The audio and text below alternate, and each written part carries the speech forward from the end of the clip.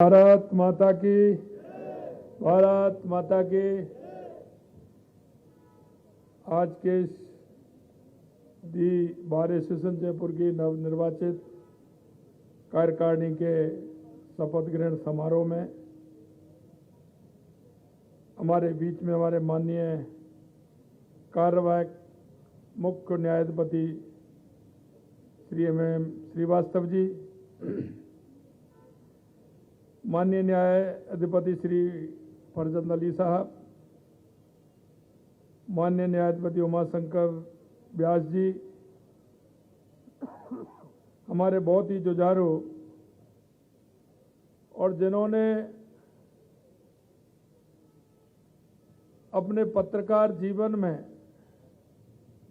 एक नई ऊंचाइयों का छुआ हो, ऐसे मेरे साथी विधायक भाई गोपाल शर्मा जी, नवनिर्वाचित अध्यक्ष भाई पवन शर्मा जी, नवनिर्वाचित महासचिव भाई राजकुमार शर्मा जी, निवर्तमान अध्यक्ष कमल किशोर जी, निवर्तमान महासचिव मनोज कुमार जी, वरिष्ठ अधिवक्ता और इस चुनाव समिति के भाई योगेंद्र तंवर जी, दिलीप सिहाग जी, वीरेंद्र कुमार यादव जी, प्रहलाद जी शर्मा, गजराज सिंह जी राजावत साहब, जिला एवं सत्र न्यायाधीश श्रीमती नंदिनी व्यास जी, बलजीत सिंह जी, अजीत कुमार जी और वरिष्ठ अधिवक्ता जो हमारे सामने बैठे हैं कैलाशनाथ भट्ट जी, डॉक्टर अखिल शुक्ला जी, कांता प्रसाद जी, मुकेश जोशी जी, शिवचरण साहू जी, सुभाष खंडेलवाल जी, सुरेंद्र नरूका जी, गिरिराज जी, अजय जैन जी और मेरे सामने जितने भी बैठे सभी मेरे परिवार के सभी अधिवक्ता बंधुओं, मैं आप सभी को नमस्कार करता हूं, आप सभी को प्रणाम करता हूं। और उससे पहले मुझे पता चला है कि इस प्रांगण में फौजदार गणेश जी विराजे, मैं उनको नमन और प्रणाम करता हूं।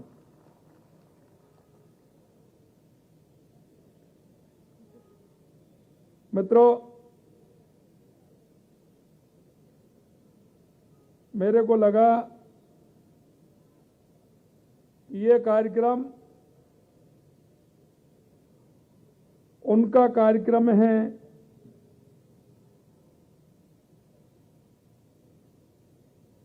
जो कि जिसको न्याय नहीं मिलता है उसको न्याय दिलाने का काम करते हैं।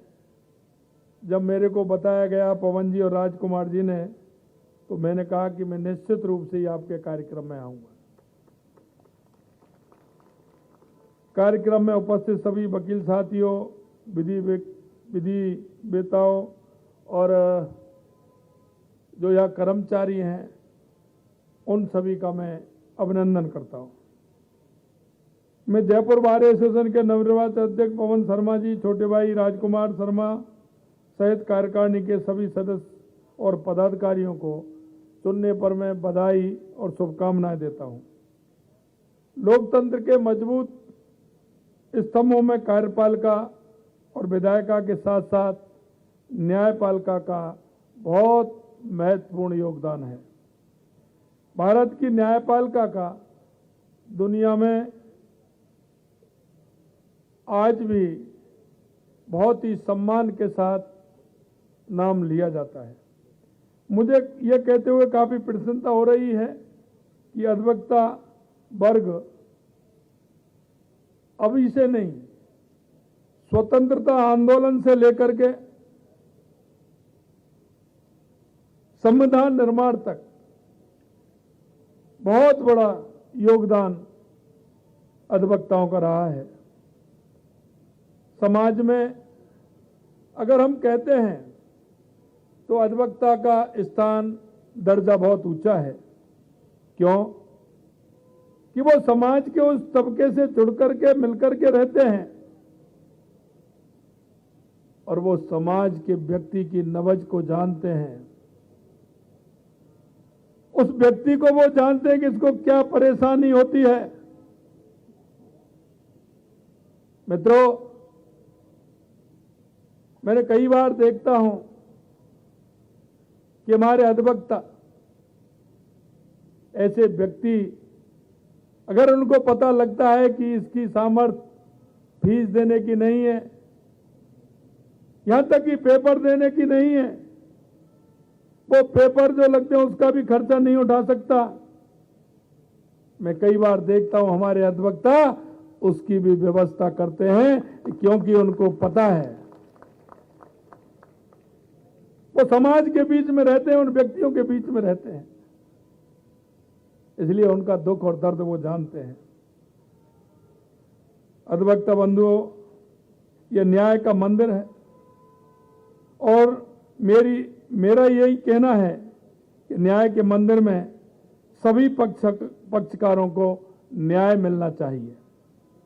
और न्याय में सबसे बड़ी बात है कि देरी होती है, वो देरी नहीं होनी चाहिए।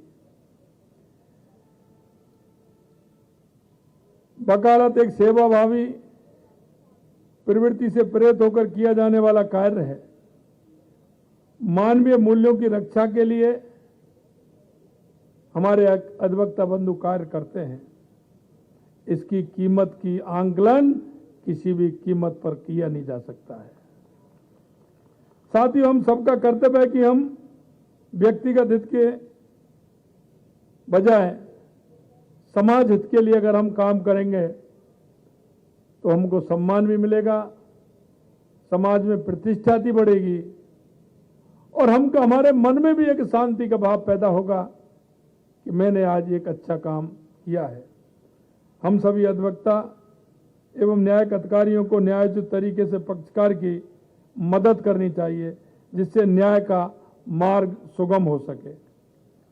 मुझे विश्वास है कि आप सभी समाज के हितों को सर्वोच्च प्राथमिकता देंगे। इसके अलावा मैं संपूर्ण कार्यकारिणी को आगामी सफलता के लिए बहुत बहुत बधाई और शुभकामनाएं देता हूं। और यही नहीं मित्रों, मैं आपसे इतना निवेदन मैं करना चाहता हूं कि कभी कभी हमें लगता है कि दिए तले अंधेरा होता है, क्योंकि मैंने कोरोना के समय में कई बातें इस तरह की देखी हैं। जब कोरोना के समय हम कार्यकर्ताओं के साथ में समाज के बीच में जाते थे, समाज के बीच में जब हम बात करते थे तो कई कार्यकर्ता ऐसे होते थे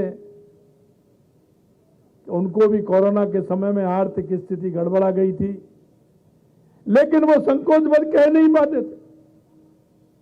वो साथ में जाकर के दूसरों की सेवा कराने का काम करते थे, लेकिन वो खुद नहीं कह पाते थे। हमें ऐसे लोगों का भी ध्यान रखना चाहिए। हमारे अधिवक्ताओं में बहुत ऐसे अधिवक्ता हैं जो प्रारंभ में जब वो वकालत करते हैं तो उनकी परेशानियां बहुत बड़ी होती है। मैं वरिष्ठ सभी अधिवक्ताओं से मैं निवेदन करना चाहता हूं, मित्रों, ये हमारा परिवार है। परिवार में अगर हम एक दूसरे का हम ध्यान नहीं रखेंगे, एक दूसरे के दुख में और सुख में अगर हम शामिल नहीं होंगे, तो निश्चित रूप से परिवार के साथ हम न्यायोचित व्यवहार नहीं कर पाएंगे। मैं आपसे इतना ही कहना चाहता हूं।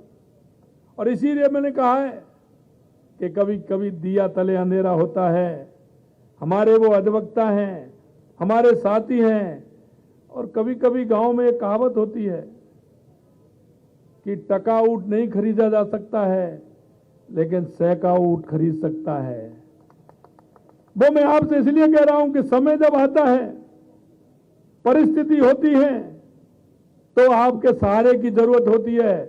हो सकता है 2 साल में, 4 साल में, 10 साल में, 15 साल में वो भी आपसे ज्यादा मदद करने वाला बन सकता है। लेकिन हमें यह सभी को देखना होगा।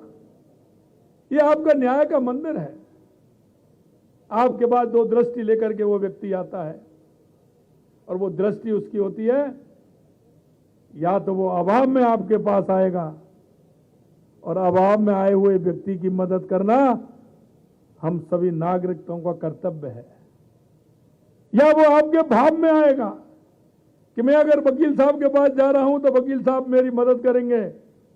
अगर अभाव में आता है तो आप भाग्यशाली हैं, और अगर भाव में आता है तो आप अति भाग्यशाली हैं। मैं आपसे यह निवेदन करना चाहता हूं।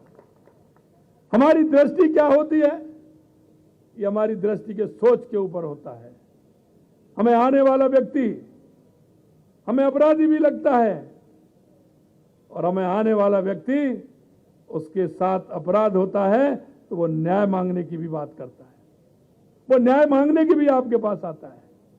मैं आपको इस मौके पर इतना ही निवेदन करना चाहता हूं, यह समाज का यह वो तबका है जो हर दृष्टि से आप सर्वोपरि हैं, क्योंकि उसको कहीं कोई जब न्याय नहीं मिलेगा वो आपके पास आता है,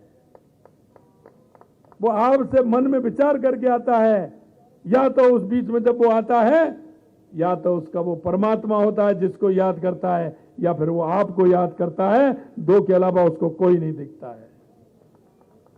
इसलिए मित्रों, मैं आपसे इतना ही निवेदन करना चाहता हूं कि हमारे पास आए उस व्यक्ति को न्याय मिले, जाकर के वो बताए, क्योंकि उसमें व्यक्ति का नाम नहीं, हमारे अधिवक्ताओं का नाम होता है कि मैं आज उस कोर्ट में गया था, मेरी स्थिति ऐसी थी, लेकिन मेरी वकील साहब ने मदद की। तो वहां व्यक्ति का नहीं, हमारे भाई का नाम आता है, हमारे इस पूरे समाज का नाम आता है, हमारे परिवार का नाम आता है। इसलिए मैं आपसे इतना ही कहना चाहता हूं। आपने जो अपने सामने जो बात रखी है, मैं देखता हूं कि आजादी के इतने दिन बाद भी हमारे अधिवक्ताओं को चैम्बर नहीं है। मैं देखता हूं कि बैठने की उचित व्यवस्था नहीं है। न्यायपालिका के पास जो ठीक प्रकार से उनको बिल्डिंग व्यवस्था होनी चाहिए वो नहीं है। लेकिन मैं आपसे इतना ही वादा करना चाहता हूं मित्रों, दो बात मेरे सामने माननीय पवन जी ने, राजकुमार जी ने रखी है। आप भरोसा करिए, समय बदला है। ये माननीय हमारे देश के यशस्वी प्रधानमंत्री नरेंद्र मोदी जी के नेतृत्व में हम न्यायपालिका का हो या हमारे अधिवक्ताओं का हो, जो हमारे काम हैं निश्चित रूप से वो भी पूरे होंगे।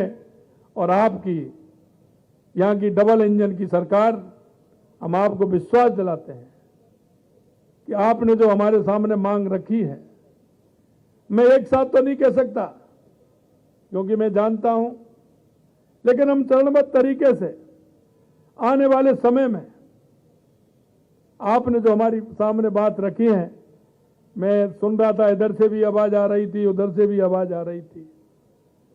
आवाज तो आती है, मांग भी करनी चाहिए, लेकिन मैं इतना ही आपको विश्वास दिलाता हूं कि जो आपकी बात है, आपने जो मांग रखी है, निश्चित रूप से उनको चरणबद्ध तरीके से हम पूरा करने की कोशिश करेंगे। आज के इस मौके पर मैं आपसे इतना ही निवेदन करना चाहता हूं मित्रों कि हमने जो विश्वास आप लोगों को दिलाया है, हमने जो हमारे घोषणा पत्र में आप राजस्थान की जनता से जो हमने वायदा किया है, हम आपको इतना विश्वास दिलाते हैं कि इस समय से पहले हम आपको जो हमने वायदा किया है, राजस्थान की जनता के बीच में समय से पहले उन वायदों को पूरा करेंगे। और ये डबल इंजन की सरकार का जो आपने भरोसा किया है माननीय नरेंद्र मोदी जी के नेतृत्व में, पूरे प्रदेश में जो हमने गारंटी दी है, उन नरेंद्र मोदी जी की गारंटी के साथ, और कहते हैं ना, मोदी है तो इसी आशा और विश्वास के साथ आप साथ में कंधे से कंधा मिला करके, और आप इतने बड़े संख्या में हमारे भाई जो हैं, आपकी समस्या का जो आपने बताई हैं उनका भी समाधान करेंगे और इस राजस्थान को आगे बढ़ाने करके ऊंचाइयों पर ले जाने का काम करेंगे। आपने मेरे को इस मौके पर बुलाया, मैं वर्तमान पदाधिकारी और निवर्तमान पदाधिकारी और इतनी बड़ी संख्या में सभी अधिवक्ता बंधुओं को बहुत बहुत धन्यवाद, बहुत बहुत साधुवाद। आप सभी को नमस्कार। जय हिंद, जय भारत।